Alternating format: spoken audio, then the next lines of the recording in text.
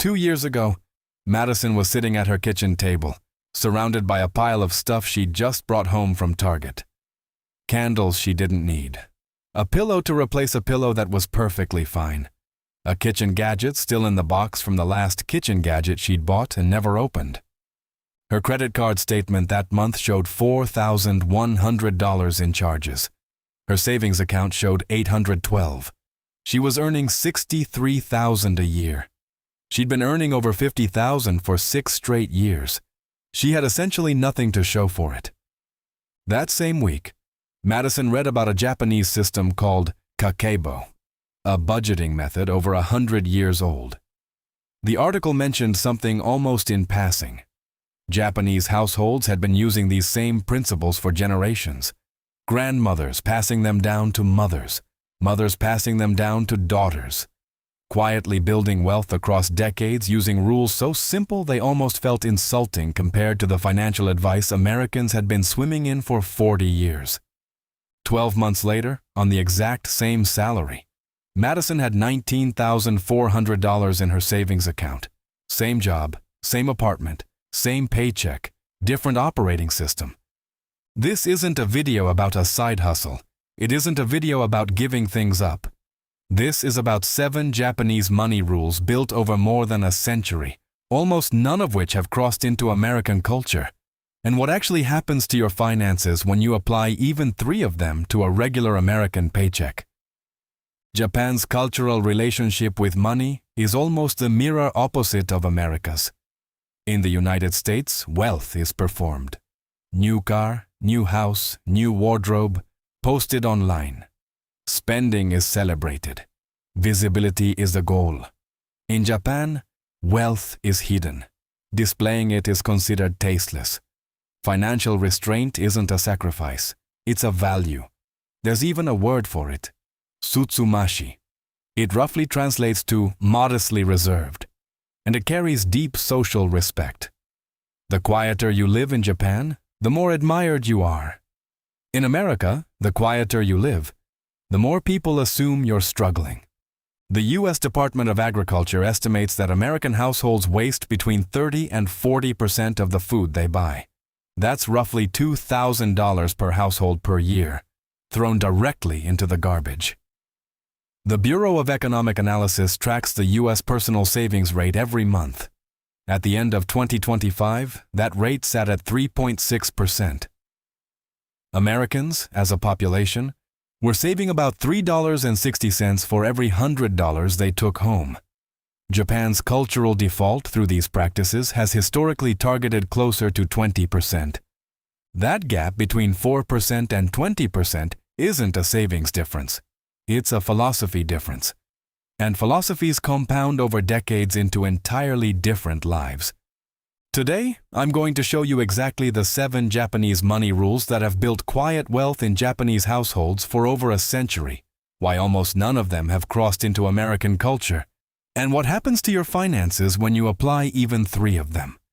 The Japanese figured out something Americans have been sold the opposite of for 40 years. Wealth isn't loud. Wealth doesn't announce itself. Wealth is what's left after the noise has been removed. Years of studying how ordinary middle-class Americans transformed their finances revealed the same uncomfortable truth over and over. The income wasn't the problem. The philosophy underneath it was. Rule 1. Kakeibo. The handwritten household ledger. It was invented in 1904 by Japan's first female journalist, at a time when women in Japan had almost no financial autonomy. She designed it as a tool that needed nothing but a notebook and a pen.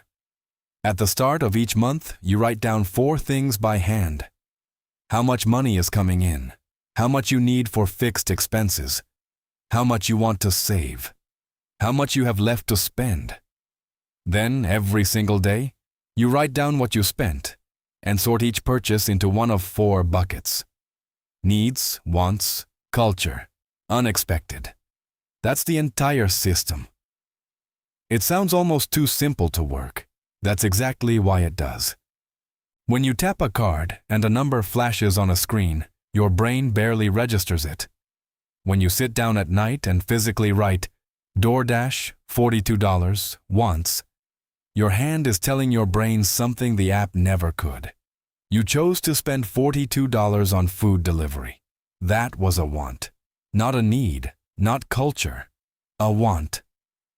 Practitioners report that Kakeibo can reduce unnecessary spending by up to 35%. Madison didn't hit 35 in her first month.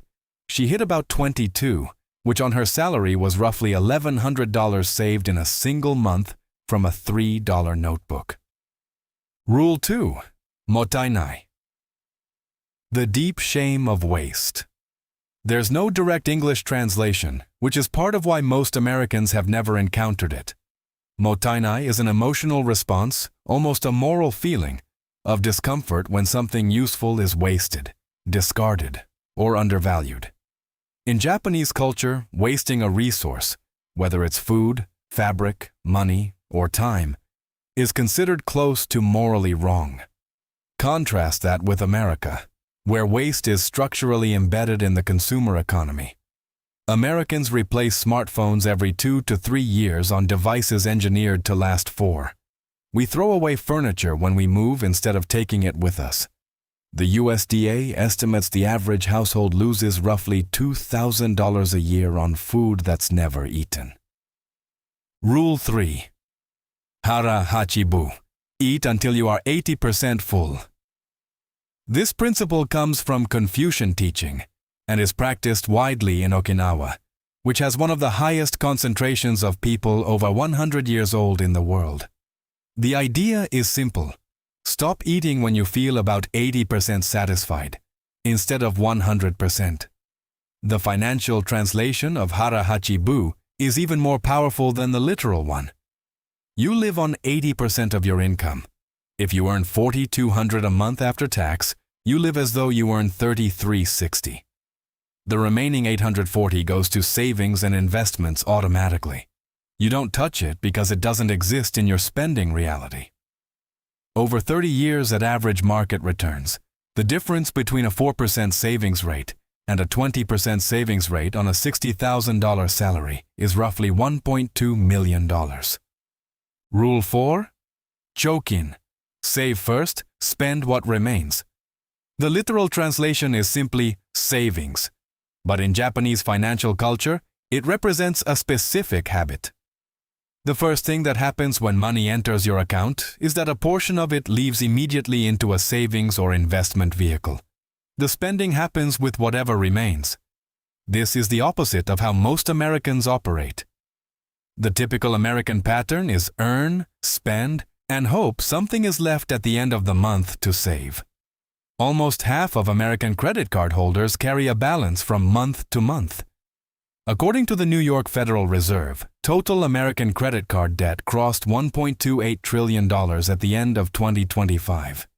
In Japan, credit cards are typically set to auto-pay the full balance by default. Carrying a revolving balance is culturally unusual. The difference isn't income. Japan's median household income is lower than America's. The difference is sequence. Save first, spend second. Rule 5. Kaizen. Continuous 1% improvement. Most Americans know this word from manufacturing. Toyota made it famous as a production philosophy. In Japanese daily life, Kaizen applies to everything, including finances. You don't try to overhaul your money life in one dramatic move. You improve by 1%, repeatedly, over a very long period. This month, your dining out drops by 10%. Not 50, 10. Next month, your retirement contribution goes from 4% to 5%. The month after, you cancel one subscription. Each change is so small your brain barely notices it.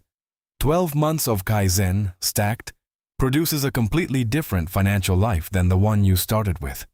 Madison's 401k contribution went from 4% to 12% over her first year. Never more than 1% at a time. She never felt the change in her paycheck.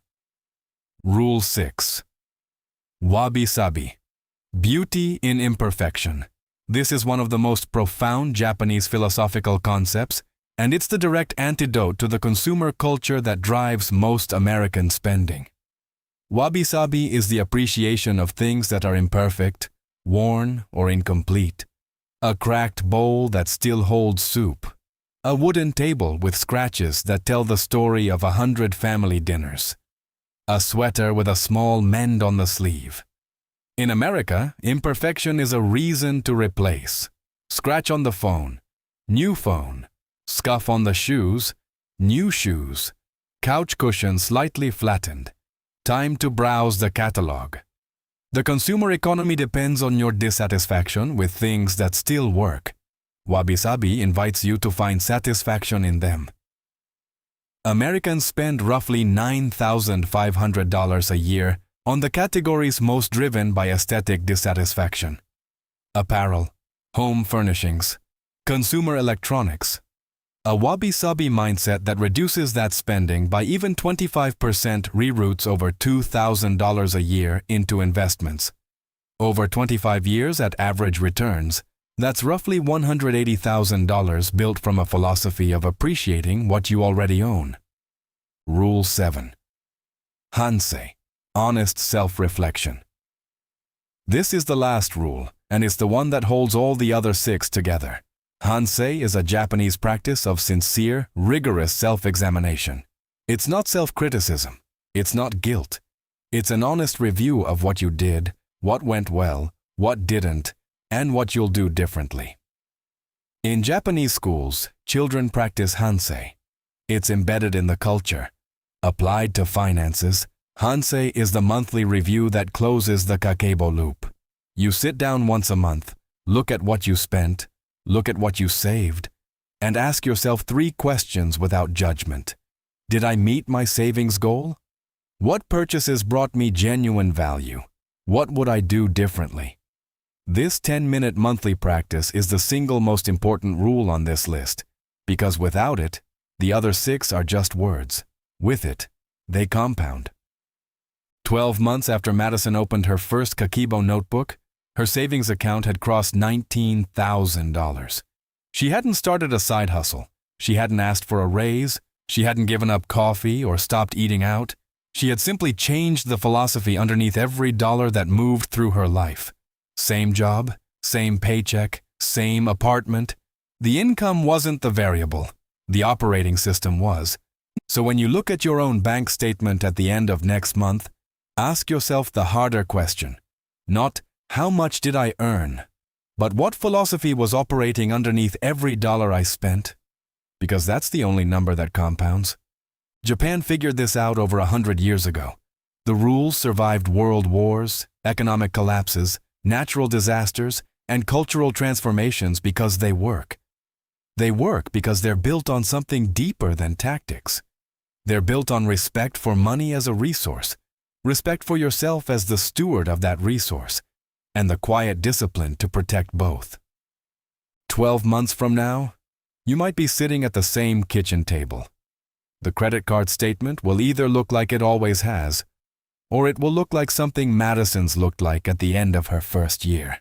Same salary, different operating system, different life. Wealth in America is performed. Wealth in Japan is protected. The math always knows which one survives.